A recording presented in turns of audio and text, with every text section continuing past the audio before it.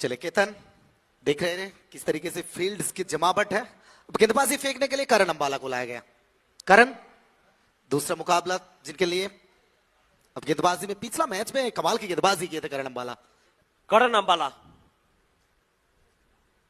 তাকে আনা হয়েছে, প্রথম বলটা উড়িয়েছেন, এটা মাঠের বাইরে যাবে একেবারেই নিশ্চিত একটা ওভার বাউন্ডারি অন্তত চলে এলো এবং কেতন মাত্রে যেখানে শেষ করেছিলেন লিগ। एक गेंद एक रन बनाकर नाबाद कौशिक, दो गेंद सात बनाकर नाबाद केतन। एक और वन ब्रिंग्स टू, एक को दो में तब्दील कर दिया है केतन मात्रे।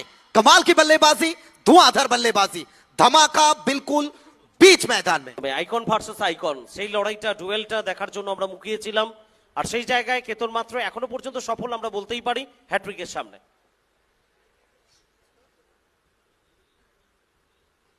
एक और बार लॉफ्टेड शॉट, क्या दूरियां प्राप्त है?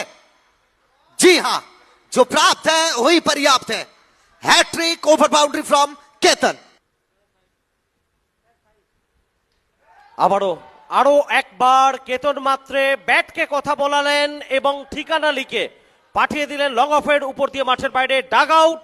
একেবারে খোশ মেজাজে হোল্ডার এম এম রয়।